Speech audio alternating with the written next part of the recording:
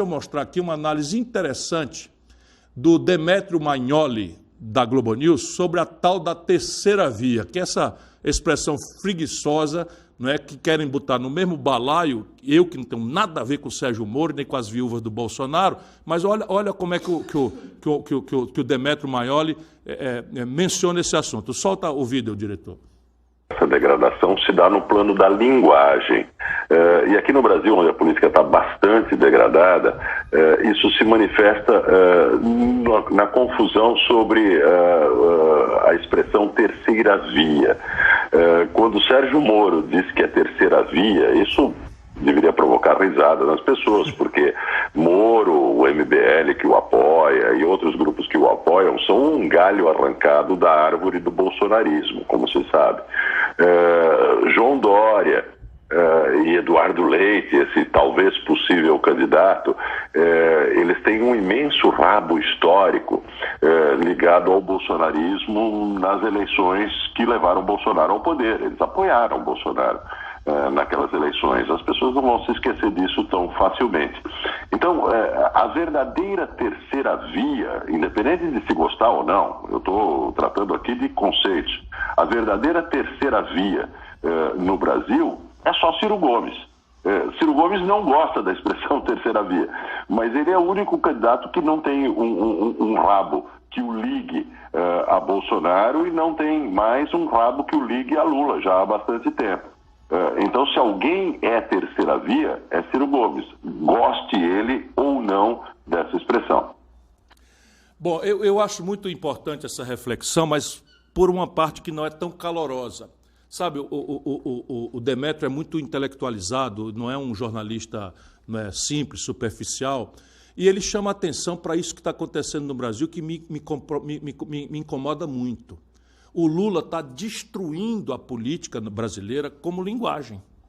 Quer dizer, quando ele se associa com o Alckmin, sem um projeto estratégico, sem vamos dizer, uma análise, não é, que dizer, não, nós precisamos... Não, ele reduz o seguinte, ele acha, lendo as pesquisas rasamente, que a maioria do povo brasileiro está decepcionado com o Bolsonaro e que, então, a justificativa de derrotar o Bolsonaro explica tudo. Inclusive as contradições morais dele, do PT. Por dizer, o PT, criminalizar o PT caiu de boca. O PT caiu de boca, assim. Sérgio Machado, na Transpetro, não é? Paulo Roberto Costa, na diretoria da Petrobras, Gedel Vieira Lima, no Ministério da Integração Nacional e na vice-presidência da Caixa Econômica que a Dilma nomeou. Tudo isso aqui são mega escândalos, mas eu conheço todos os dirigentes do PT foram presos. Sabe, todos viraram novos ricos, com exceção do Zé Genuíno, que eu sempre defendi, porque foi vamos dizer, irresponsável, porque assinou em cruz. O Genuíno nunca foi homem de se interessar por dinheiro e faço justiça a isso aqui. Não por acaso é um homem hoje banido da direção do PT, não é? E que está meio que dizendo aí como é que é essa história aí, não é? Então, repare, essa pasteurização da política brasileira, sabe, esse caldo em que todo mundo é junto, não tem mais ideia, não tem mais valores, não tem mais linha de coerência, não tem nada. Isso está destruindo o respeito que a população deve ter pela política, que é a linguagem da democracia. Essa já é a primeira grande advertência. A outra coisa é o seguinte, onde é que essa gente estava em 2018? 2018 foi logo ali. O Lula da cadeia mentiu para o povo brasileiro que era candidato, quando todas as pedras do caminho, com um pouquinho de letra, sabiam que a lei da ficha limpa não permitia que o Lula fosse candidato. Confere? Confere. Mentiu que era candidato.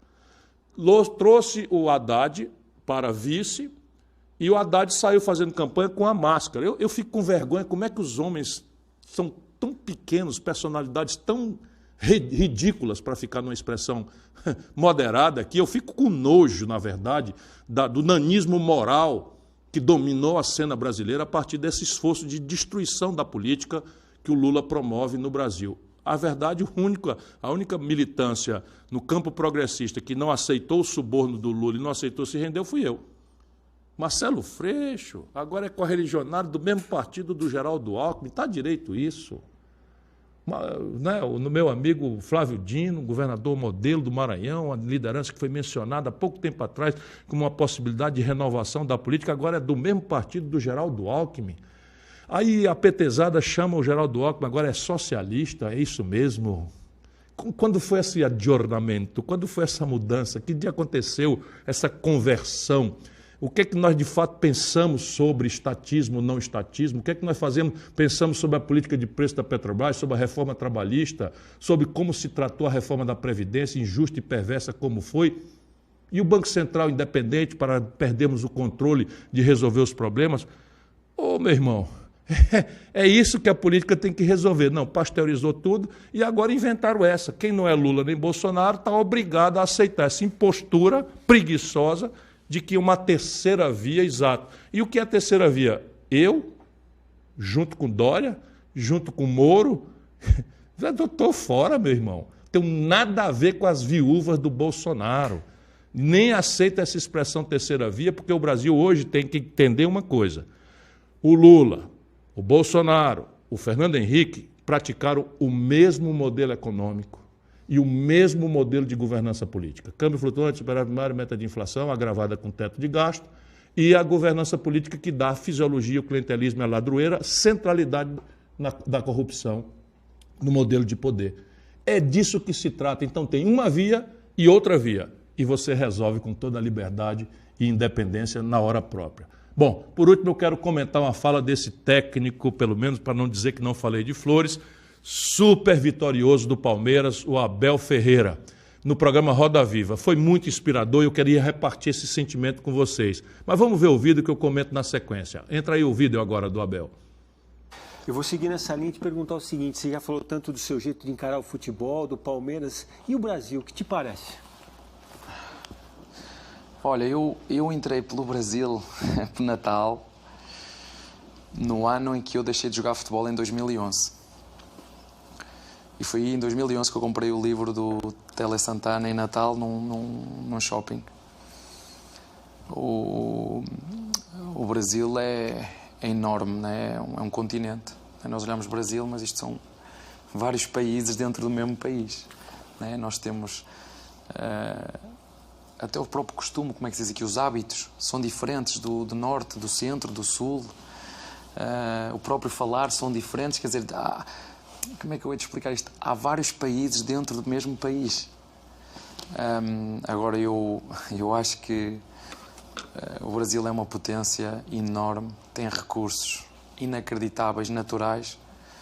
Eu acho o brasileiro muito criativo, os brasileiros são muito criativos e têm uma fonte inesgotável, como eu disse, de recursos naturais em todas as áreas.